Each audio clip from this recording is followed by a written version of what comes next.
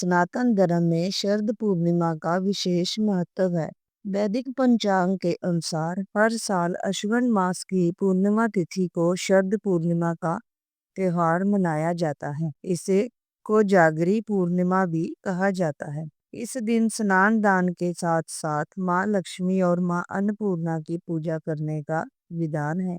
इसके अलावा विष्णु जी और चंद्रमा की भी पूजा की जाती है। इस साल शरद पूर्णिमा का पर्व 6 अक्टूबर को मनाया जाएगा। वहीं इस दिन पूजा के समय व्रत कथा पढ़ना जरूरी माना जाता है, वरना पूजा अधूरी मानी जाती है। अब शुरू करते हैं व्रत कथा। पौराणिक कथा के अनुसार एक नगर में एक ब्राह्मण रहता था।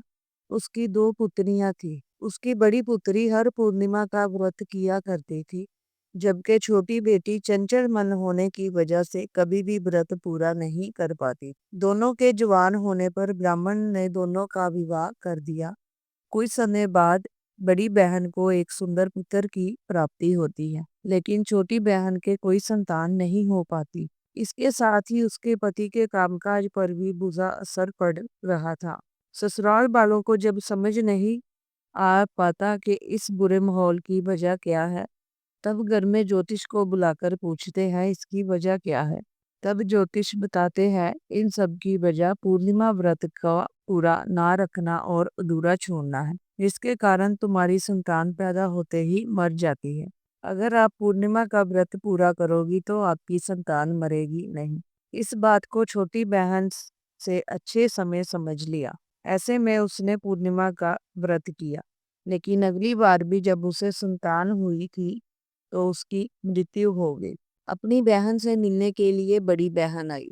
ऐसे में छोटी बहन से एक पाता में अपनी मरी संतान को रखकर कपड़े से ढक दिया और उसी के ऊपर अपनी बहन को बैठने के लिए कहा। जैसे ही बड़ी बहन उसमें बैठने की हुई तो उसका वस्त्र बच्चे को छू गया और वह तुरंत ही रोने लगा। तब बड़ी बहन ने छोटी बहन से कहा कि अच्छा, मेरे नीचे रखकर मेरे ऊपर तू अपनी संतान की मौत का लांछन लगाना चाहती थी। उस पर छोटी बहन से कहा, बहन, मेरी संतान पहले ही मर चुकी थी, लेकिन तेरे पुण्य से वह दोबारा जीवित हो गई है। इसके साथ ही छोटी बहन ने पूर्णिमा व्रत करने का ढिंढोरा पिटवा दिया और वह हर साल इस व्रत को विधि पूर्वक तरीके से करने लगी। शरद पूर्णिमा व्रत कथा संपूर्ण हुई। इस कथा से संतान सुख समृद्धि धन ऐश्वर्य सब कुछ प्राप्त होता है। अगर सच्चे मन से व्रत को किया जाए तो भगवान सत्यनारायण सब इच्छा पूर्ण करते हैं। जय सत्यनारायण भगवान की जय।